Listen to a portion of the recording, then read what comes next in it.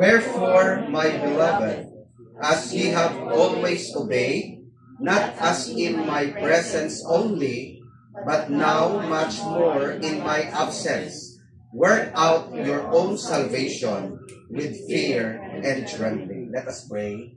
Father in heaven, Lord, we come before the throne of your grace this morning, asking for cleansing, Lord. Forgive us, Father, for all of our sins and shortcomings before Thee. Restore our fellowship with you, Lord, upang sa ganoon, sa umagang ito, Panginoon, ang iyong mga salita ay hindi babalik, Lord God, na walang kabuluhan, kundi ito po ay magbunga sa aming mga buhay. Lord, buksan niyo po ang aming puso't isipan. Use your servant, O God. Bless your word. Pagpalain niyo po ang aming pag-aaral ng iyong mga salita sa umagang ito. Bind the power of darkness, and we claim, Lord, the victory through Jesus Christ. We pray for enlightenment. We pray for wisdom that comes from you, Lord.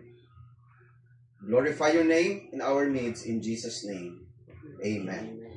Pwede na tayong umupo.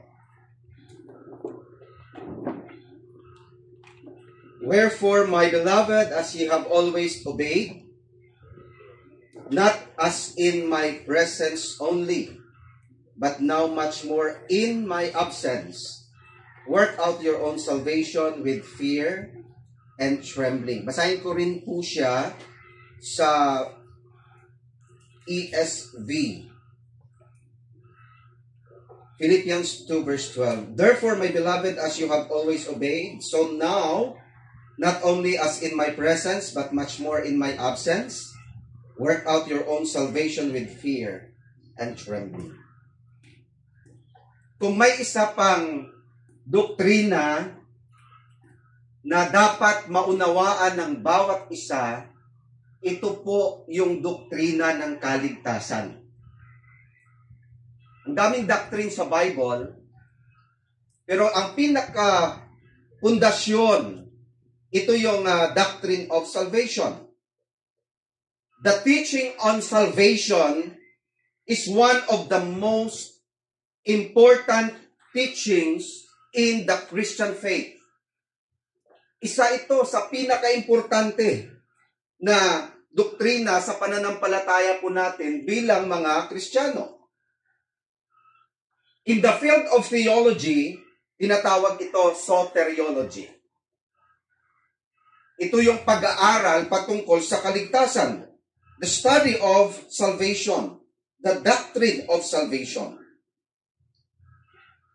The doctrine of salvation is extremely sensitive and important.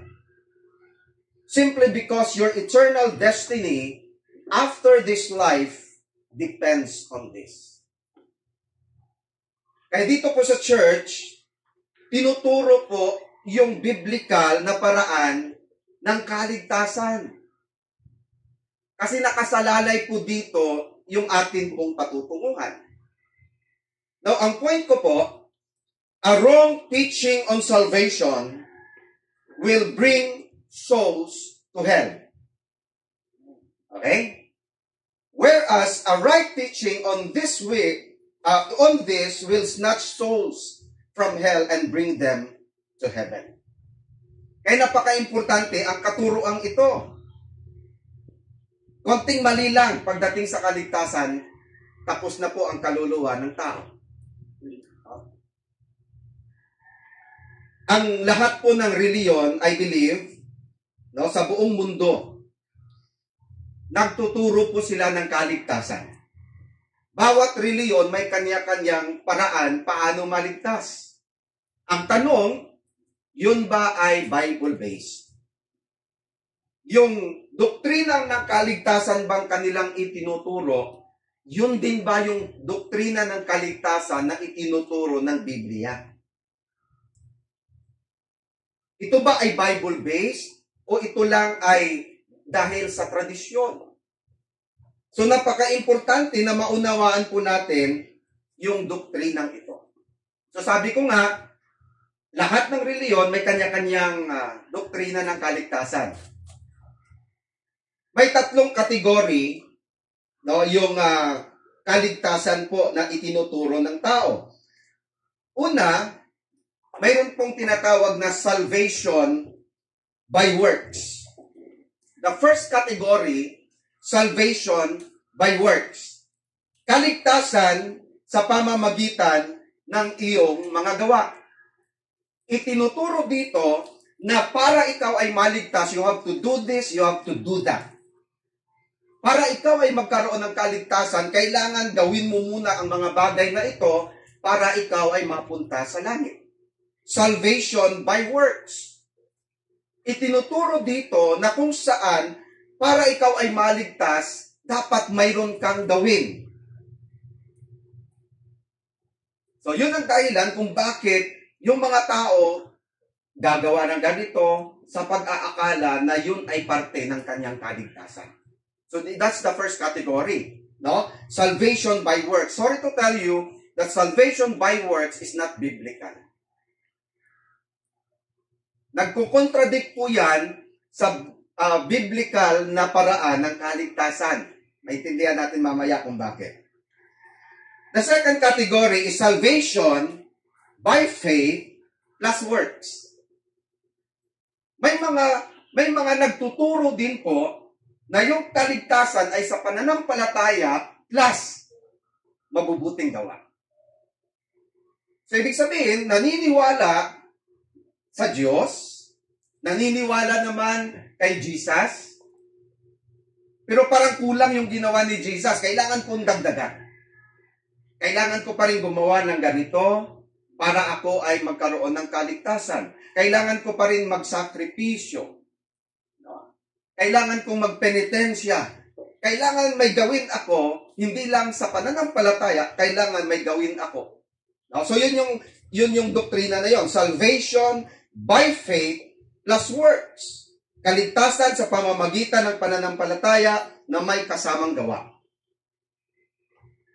So itong kategory na ito, contradict din po ito, mga minamahal, sa doktrina ng Biblia. Yung pangatlong category, which is ito yung ating ini-embrace, salvation by grace through faith alone. Okay? Kaligtasan sa pamamagitan lang ng pananampalataya dahil sa biyaya. At itong category na to, itong doktrina na ito na salvation by grace through faith alone is biblical. At ito po, itong church natin, ito ang itinuturo po natin. Na yung kaligtasan mo, kaligtasan ko, yan ay biyaya ng Diyos sa atin. Amen? Biyaya po ng Diyos yan sa atin. Nakamtan natin yung kaligtasan na yon dahil sa yung pananampalataya sa ginawa ni Kristo. No? So yan, mapag-aralan po natin yan. Now, dito sa verse, no, one of the most misinterpreted verses in the New Testament is Philippians chapter 2, verse 12. Anong sabi? Wherefore, my beloved, as ye have always obeyed, not as in my presence only, but now much more in my presence, work out your own salvation with fear and trembling. Kaya title po ng ating mensahe ngayong umaga, work out your salvation. Work out your own salvation. Bakit sinasabing most misinterpreted verses in the New Testament? Itong Philippians 2:12. No? Sa unang basa, tingnan niyo po. Sa unang basa, ganito po ang sinasabi sa atin. Work out your own salvation. Parang sinasabi sa atin ng talatang ito na mayroong dapat gawin para maligtas. Tapos ang sabi pa dito, dapat gawin pa ito na may takot at panginginig with fear and trembling. So sa unang basa, yun ang parang pag-intindi natin. Kailangan mayroon kang dapat gawin para maligtas. Sa pangalawang basa, mapapansin mo na hindi pala ganun ang ibig sabihin ng verse. Ano sabi? Work out your own salvation.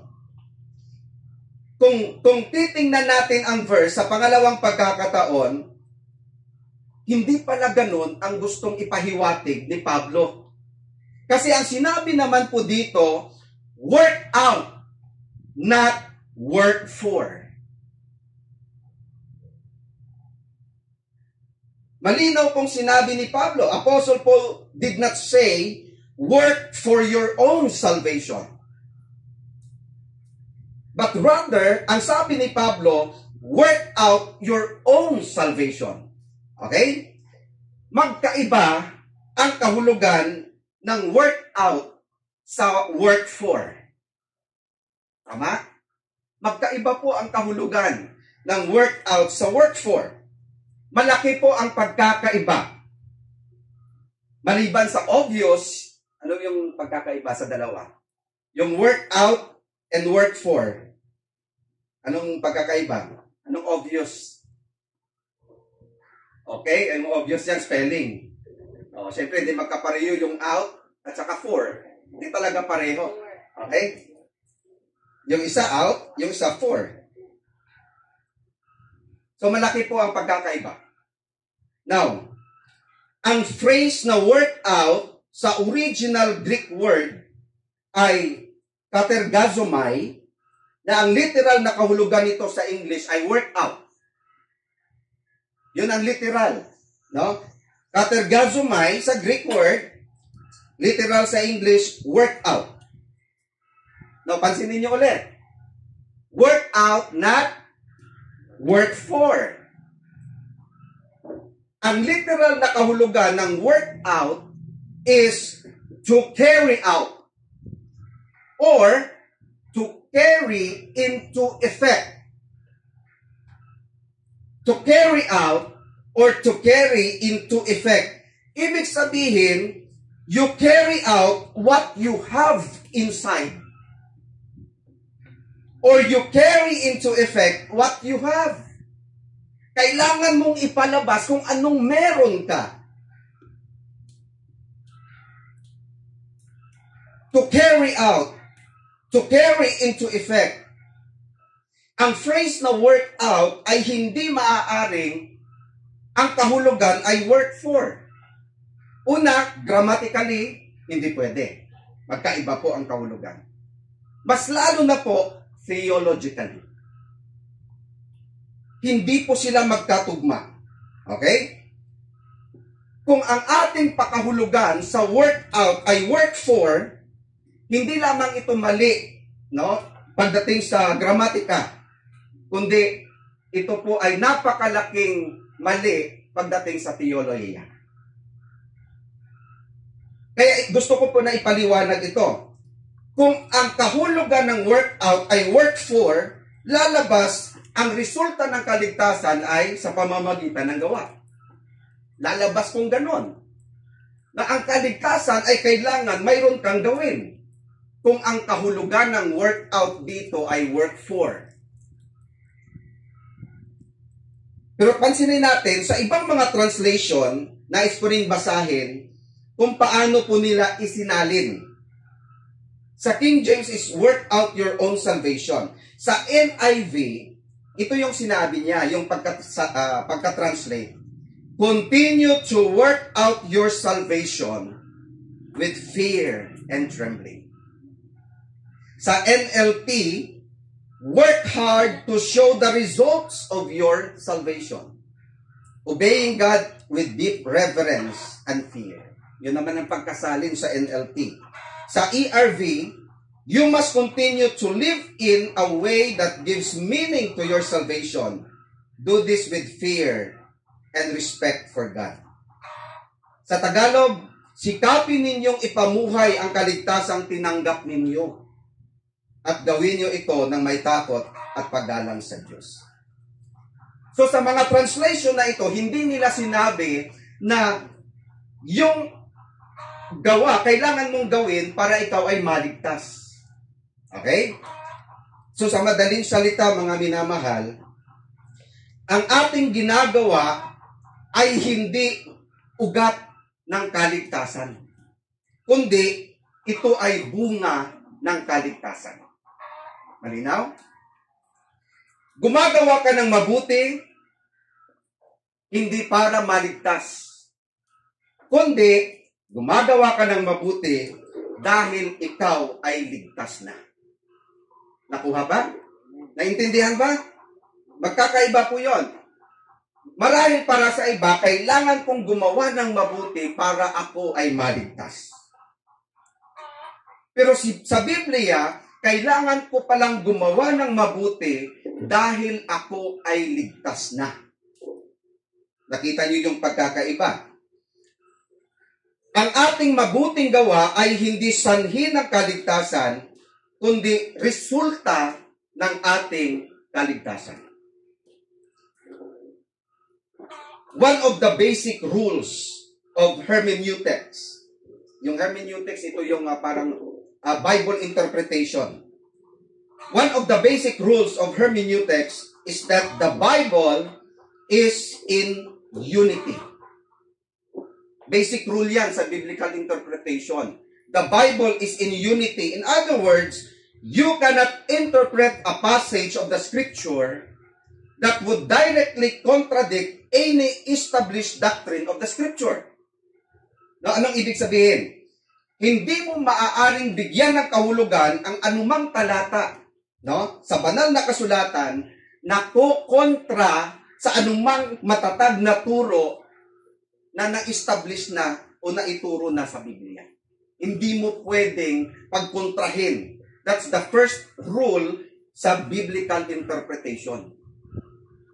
Pag yung interpretation mo dito sa verse na to nag-contradict sa ibang verse, your interpretation is wrong. Kasi dapat ang interpretation ng Bible mag-synchronize, magkaisa sila, mag-unite sa kabuuan. Halimbawa, kaya nga po sabihin natin na hindi pwedeng ipakahulugan ang work out your salvation sa Philippians 2:12 na work for your salvation ang sinasabi po dito. Dahil nga, maliban na mali ito pagdating sa grammatically, kumukontra din ito sa matatag na turo ng Biblia. Lalo na, ang kaligtasan ay sa pamamagitan ng biyaya at hindi sa gawa. Saan natin matatagpuan yung verse na yan? No? Ephesians chapter 2, 8 and 9. At napakalinaw pong sinabi ni Pablo dyan. For by grace, you are saved through faith, and that not of yourselves. It is the gift of God, not of works, lest any man should boast. Kaya napaka-importante po, mga minamahal, yung katuruan patungkol po sa kaligtasan. Now, listen to this. Ang isang simbahan na mali ang turo patungkol sa kaligtasan ay maituturing na kulto. Kahit sabihin pa natin ang pangalan ng simbahan ay pangalan ng Diyos. Kung ang katuruan ng kaligtasan ay nagkontradict na sa turo ng Biblia, then maituturing po yan na kulto. Ang maling turo patungkol sa kaligtasan ay magpapahamak ng tao patungo sa impyerno. Kasi yun yung isang palatandaan ng isang kulto, ililigaw ka. Sa halip na ikaw ay dadalhin sa kaligtasan, mapapalayo ka sa katotohanan. Okay? Kaya nga, sa atin, isang paraan para hindi ka madaya is know your Bible. Know the doctrine of salvation. Doon pa lang, malalaman mo na ang pagkakaiba. Okay? Now, hindi pwede ganito. Parang tama naman, pastor eh. Medyo tama naman. Narinig ba natin yung mga ganon? Parang tama naman. O medyo tama naman. Listen, hindi pwedeng parang tama o medyo tama. Baka matamaan, ano? Hindi pwedeng parang tama o medyo tama ang turo patungkol sa kaligtasan. Bakit? Kailangan siguradong tama. Amen? Siguradong tama dapat ang turo patungkol sa kaligtasan. Bakit po? Sapagkat dito po nakasalalay kung saan pupunta ang iyong kaluluwa pagdating ng araw. Kaya kaming mga pastor, napakalaki ang accountability namin. Kasi pag mali ang tinuro sa inyo ng katuruan sa kaligtasan, pupunta kayong lahat sa impyerno kung mali. Can you imagine, no? Kung ilang membro mo, tapos lahat napunta sa impyerno dahil mali ang katuruan ko sa pagdating sa kaligtasan, lahat ng yan ay accountable ako sa Diyos. Kaya bilang pastor, I see to it that the doctrine of salvation na sinasabi ng Bible, yun din ang maituro ko po sa inyo. Depende na yan sa inyo kung paniniwalaan nyo. At least na ituro ko po sa inyo, ang kaligtasan hindi sa pamamagitan ng ating gawa, kundi sa gawa lamang ni Kristo. Naging libre yan dahil sa ating pananampalataya. Okay? So kailangan dapat siguradong tama. Dito po nakasalalay kung saan pupunta yung kaluluwa mo. Langit ba o impyerno? Wala pong purgatorio, by the way. Walang purgatorio as far as the Bible is concerned. Wala po sa Biblia ang ideya na purgatorio. Hindi ito nabanggit kahit minsan ni Jesus sa kanyang mga pagtuturo. Hindi rin ito nabanggit kahit minsan ng mga apostol sa kanilang pagtuturo at pangangaral.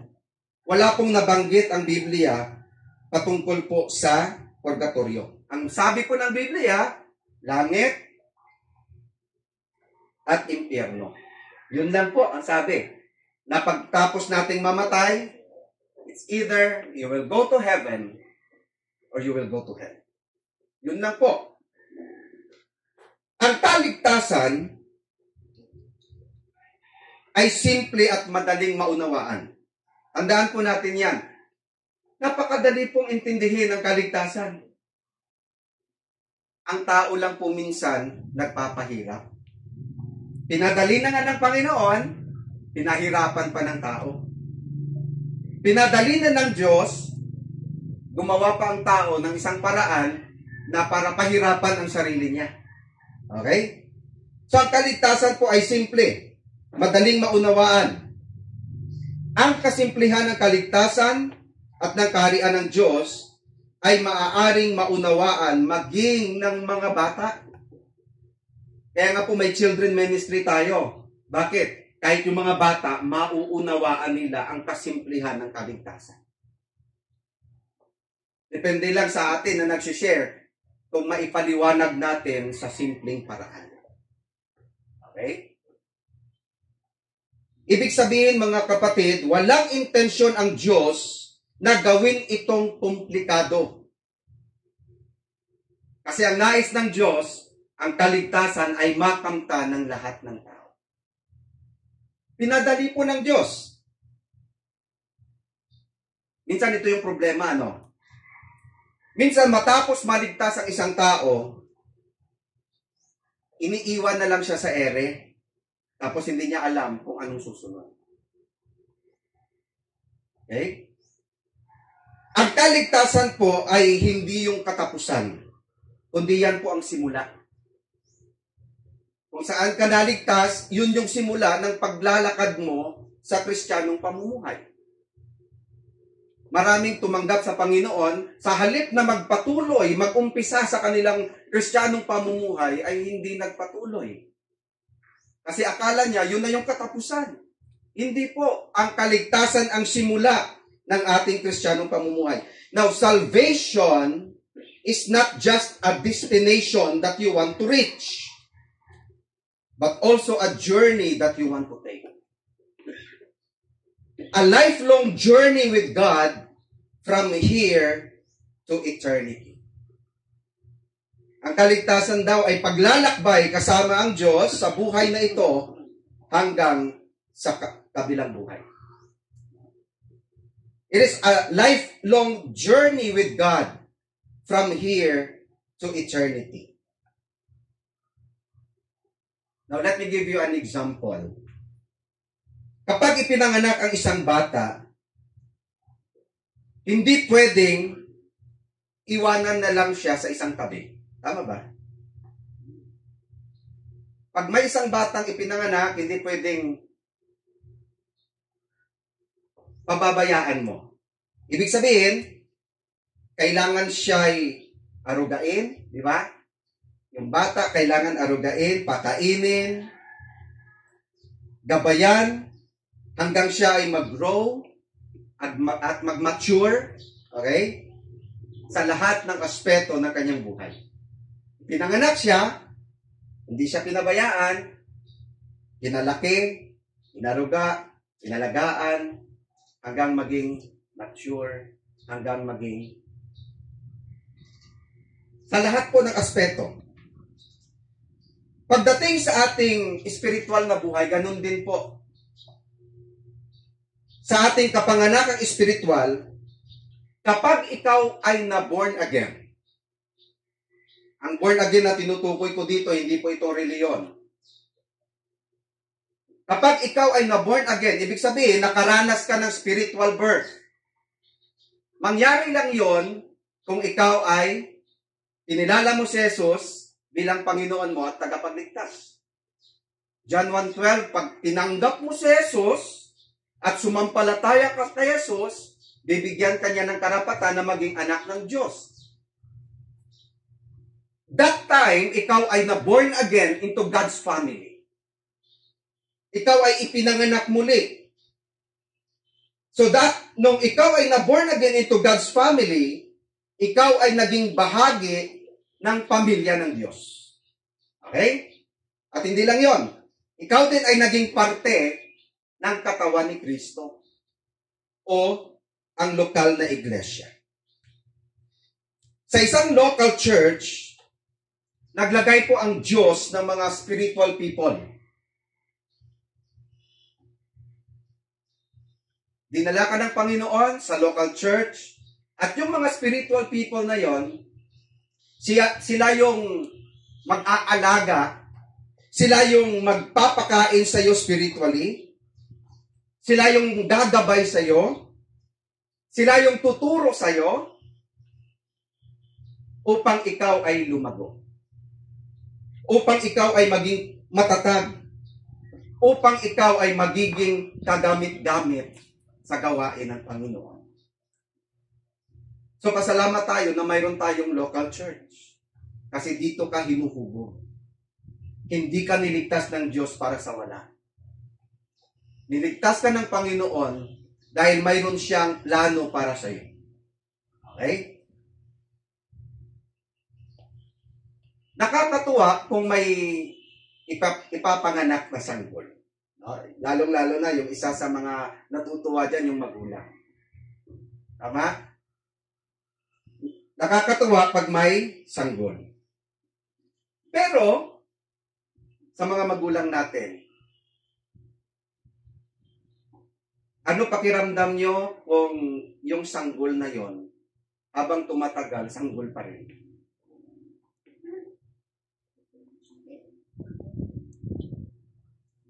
Pwede bang ganon? Hindi maganda sa isang sanggol na manatiling sanggol. Tama? Ang minsang maging sanggol, sabi nga no, ang minsang maging sanggol ay tiyo. Dumaan tayo sa kakyutan. Pero kapag hindi na lumalaki at nananatiling sanggol, hindi na po yan cute. Yan daw po ay nakakatakyot. Nakakatakyot na yan. Kasi baka may problema. Hindi normal na hindi ka mag-grow. Okay? The overall plan of God is not to make converts, but to make disciples. Matthew chapter 28, verse 19. Yan po ang Great Commission. Go ye, therefore, and make disciples. So yan po ang overall plan ng Diyos. Hindi lang para ikaw ay iligtas, kundi ikaw ay mag-disciple. Kumayo at gawin tagasunod ni Kristo ang mga tao. Converts produce nothing, but disciples produce converts. Because disciples are soul winners. Kung puro converts lang, walang mangyayari. Pero yung mga disciples, may tendency po mag-grow ang church. No? Ito po ang dahilan kung bakit ang ating local church, maybe isa na, hindi tayo lumalago o mabagal yung ating paglago. Dahil ang ating church, maybe majority converts. Hindi lahat disciples. Para lumago ang church, kailangan mag-produce ito ng mga committed disciples. Kapag walang environment of discipleship sa loob ng church, listen, we are only maintaining the church, but the church itself is not growing. So that's why ini-encourage tayo na sumunod sa Panginoon. Hindi ka lang manatiling ligtas lang ako. So kung gusto po natin na yung ating local church ay mag-grow, sumali tayo sa discipleship. Yan ang plano ng Diyos. Para lumago ang ating church, we have to do it God's way, and God's way is to make disciples. Isang kagandahan na aralin sa discipleship is assurance of salvation. Sa mga nagtuturo, sa mga discipleships natin, yun ang first lesson. Naalala nyo? Assurance of salvation. Mahalagang bahagi ng discipleship ang aralin patungkol sa assurance of salvation o katiyakan ng kaligtasan. Now, ang point ko, kung hindi ka sigurado na ikaw ay ligtas, paano mo ito maibabahagi sa iba na meron palang assurance of salvation?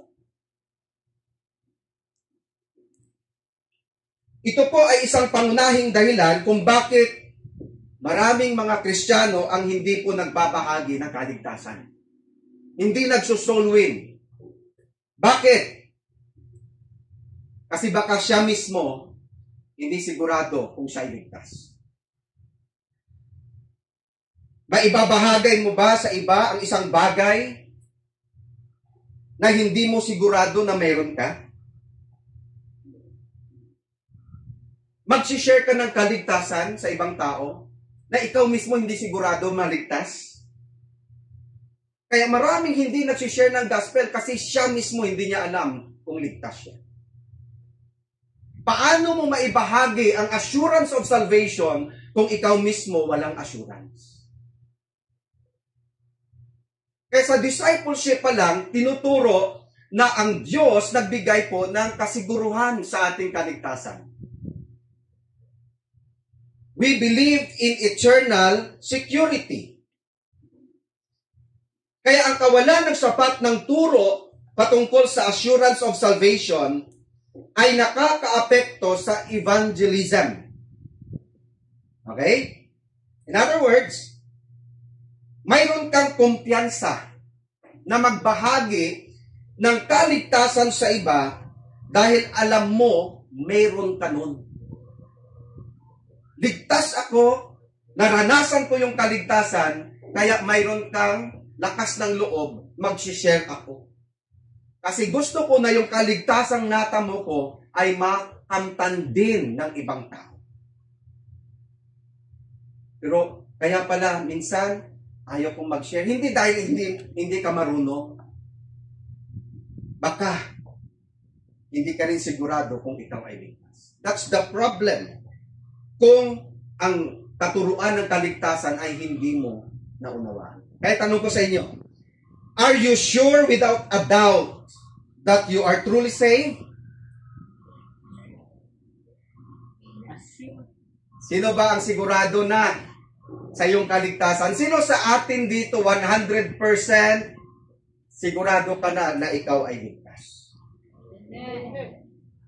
Amen? Kung hindi ka pa sigurado, delikado ka. Delikado ka. Because if you are not sure, then you are still in a position of doing something to be saved. And you don't really understand what Christ has done on the cross.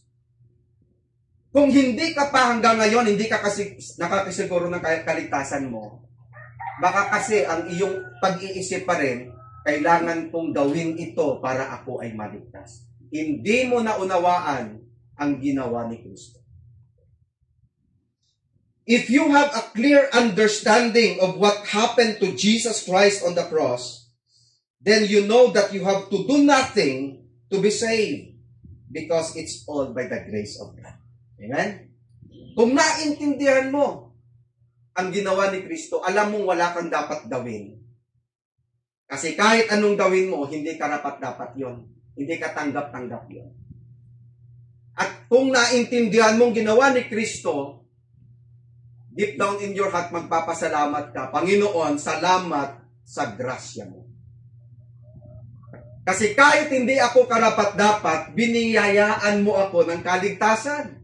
Kaya nga, salvation is by the grace of God. Balikan natin itong verse na to. Ang sabi ni Pablo, work out your salvation. Work out your salvation. No, bigyan ko kayo ng illustration. Kapag ang isang tao ay nagpunta sa gym, may gym ba dito? Nasa vegan meron, maraming gym. Gym na pang-workout. Kapag ang isang tao nagpunta sa gym para mag-workout, tanong, mayroon na ba siyang muscle sa katawan?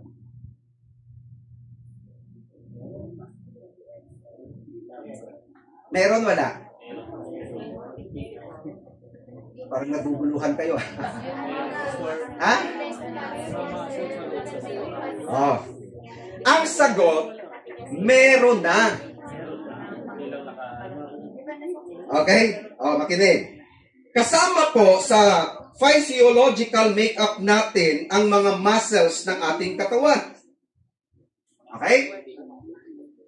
Hindi ka nagwo-workout sa gym para magka-muscles, kundi para i-develop yung muscles na mayroon ka na. Ang developed muscles ay, siyempre, hindi yan nabibili kahit saan. Okay? Punta ka sa butika, pabiling ako ng muscle. Hindi, no?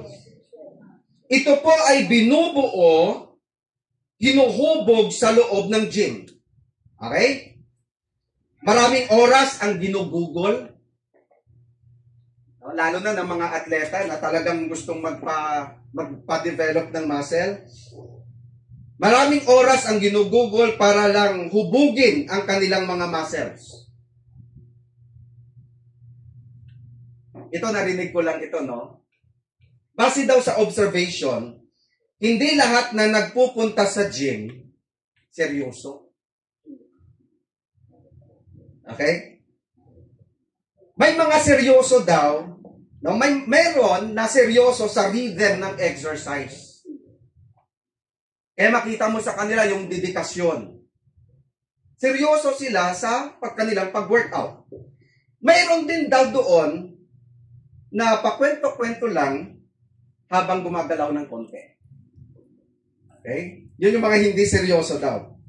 Mas marami ang kanyang kwento kaysa kanyang exercise. Bubuhat lang ng konti, tapos kwento-kwento na. Okay?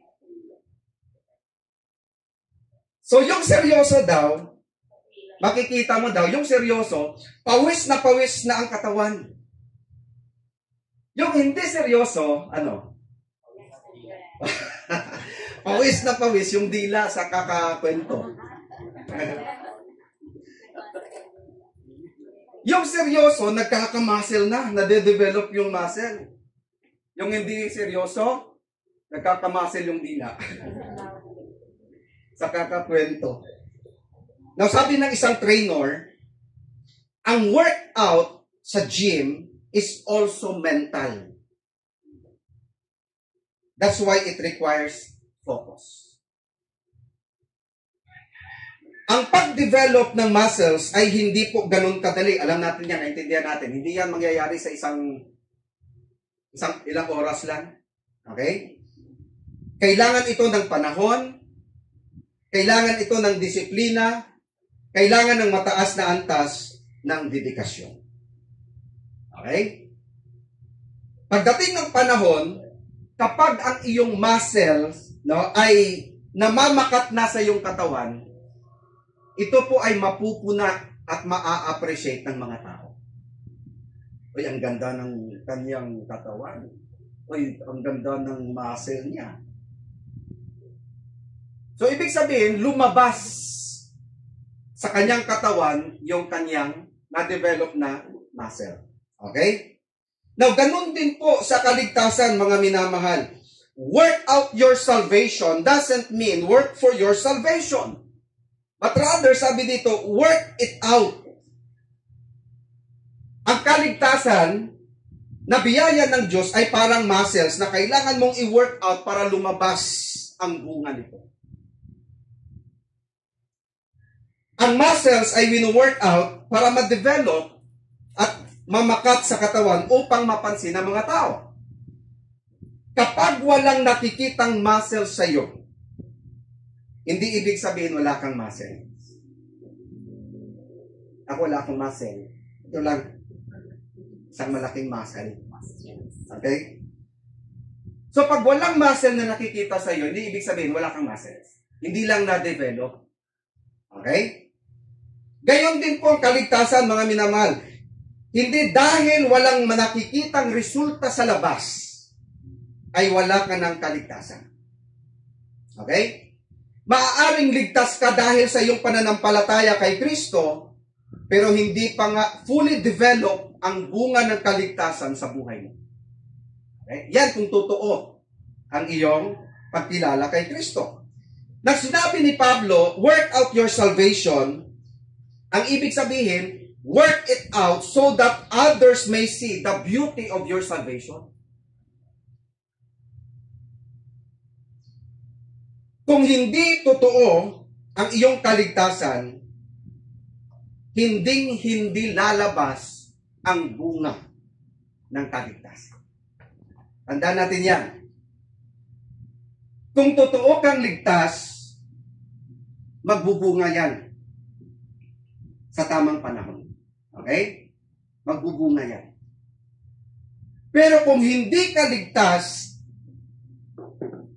hindi lalabas yung bunga na yun. Okay? Kung hindi totoo ang iyong kaligtasan, hindi lalabas ang bunga ng kaligtasan sa iyo. Now, let me give you an example.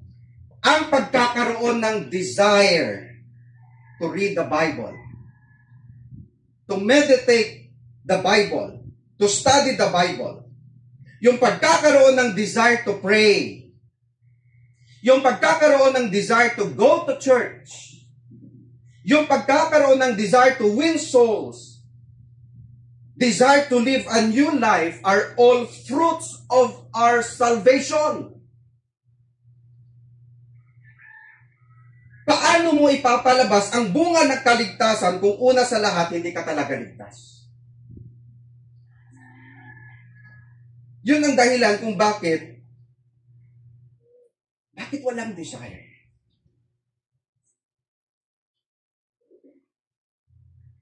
Akala ko ba Christian? Pero bakit wala siyang desire to pray? Bakit wala ang desire to go to church to worship the Lord? Kaya pala hindi makita yung bunga na yon kasi una sa lahat, baka hindi pa ligtas. Paano mo ipapalabas yung bunga na yon kung una sa lahat, hindi mo naranasan yung kaligtasan? Kaya nung sinabi ni Pablo, work out your salvation, kung anong kaligtasan na mayroon ka ngayon, ipalabas mo yung panibagong pagkatao. Kaya ang totoo pong ligtas, may panibagong desire. Yung pagbabago, proseso po yun. Pero lahat ng Kristiyano ay bibigyan ng desire ng Diyos. Ano sabi ni Peter? As newborn babes, desire the sincere milk of the word that you may grow thereby.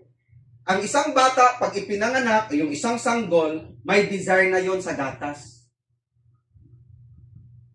Kasi nature ng bata na umiyak at humingi ng gatas.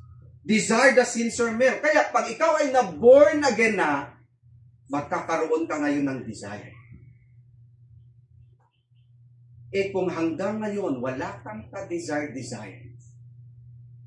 I don't know kung ikaw ay na-born again. Kasi a spiritually dead person, hindi magkakaroon ng desire.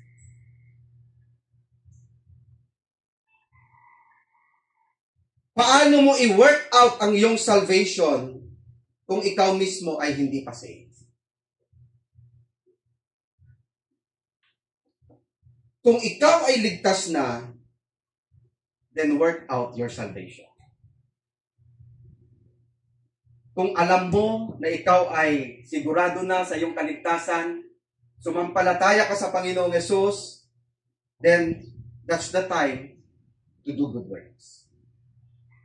Yun yung bunga. Dahil ikaw ay ligtas na, kailangan mong gumawa ng mabuti sa kapwa. Kailangan mong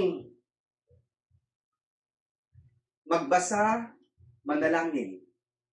Kasi yun yung bunga ng iyong panibagong pagkatao. Kailangan mo ngayong magpunta sa church para sambahin ang Diyos. Kung ikaw ay totoong ligtas, hindi na issue sa iyo ang pagsamba sa Diyos. Kasi yan ay tulak ng pagmamahal mo sa Diyos. Lord, salamat na ako ay iyong niligtas. Kaya walang sino man makapigil sa akin, sasambahin ko. Paglilingkuran kita, yan ang bunga ng kaligtasan. Do good works. Read and meditate His Word. Pray always. Go to church and worship God. Serve the Lord faithfully. Win the lost for Christ. Live a life that pleases God. Itong nabanggit ko po, mga minamahal, ito yung gusto ng Diyos ipalabas natin. If we claim that we are a child of God, then ipalabas natin ang bunga ng kaligtasan.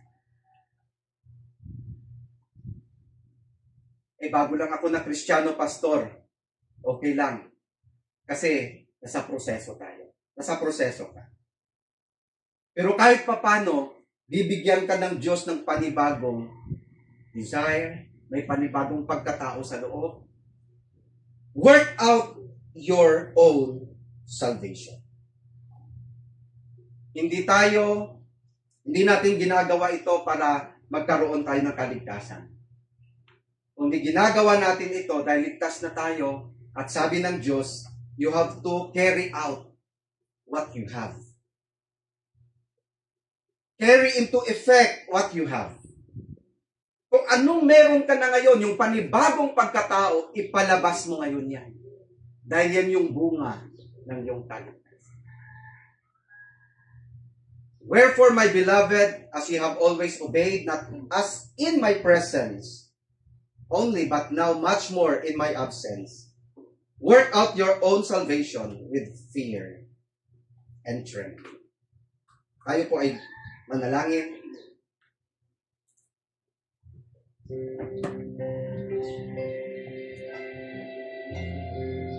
Mga minamahal,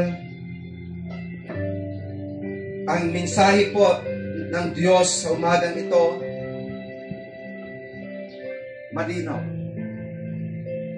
Na ang kaligtasan, biyaya lang po yan ng Diyos.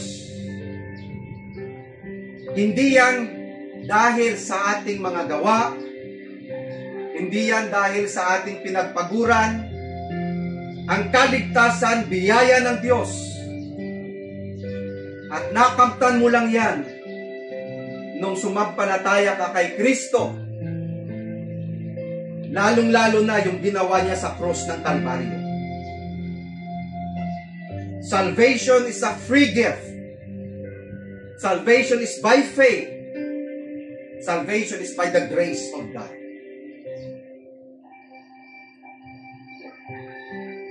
Sigurado ka na ba sa iyong kaligtasan?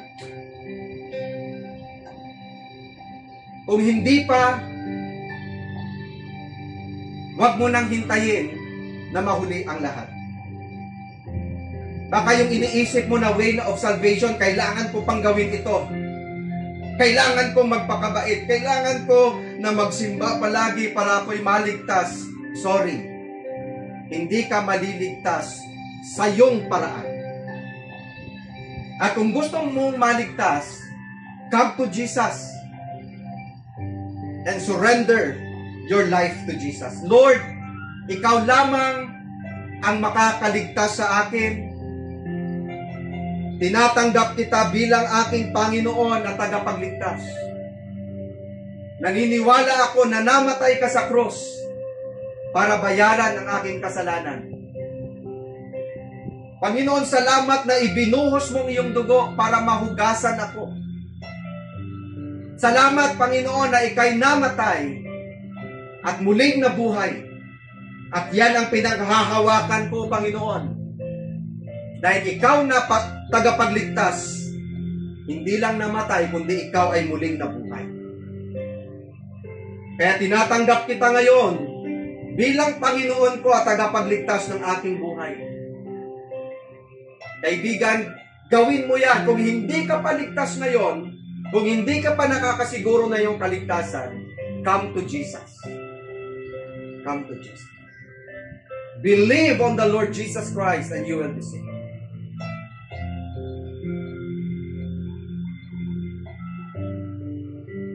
Pero kung ikaw ay nakatanggap na sa Panginoon, kapatid, tinanggap mo na ba si Jesus?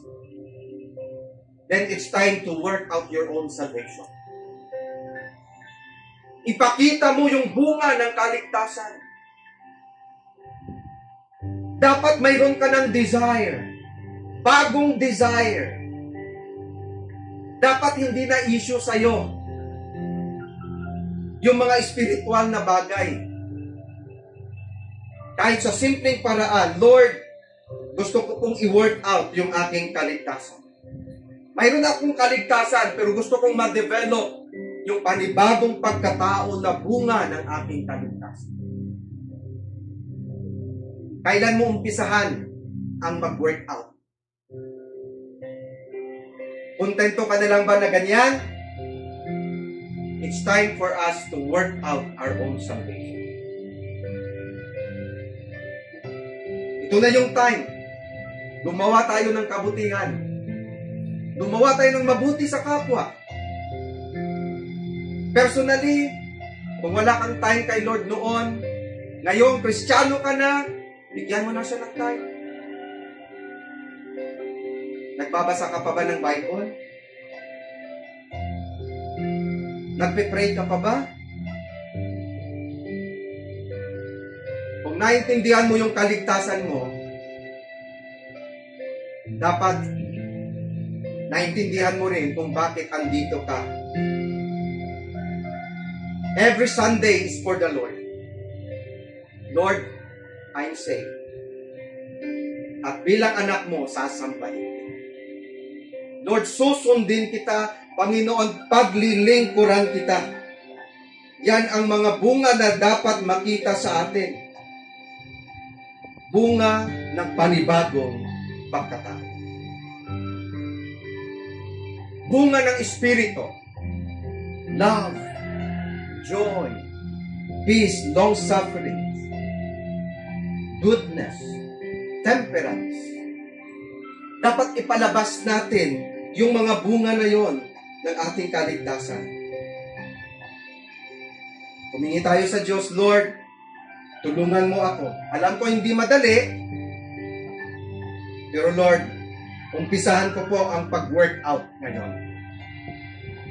Kailangan ng disiplina, kailangan ng dedikasyon, kailangan ng desire, kailangan ng desisyon.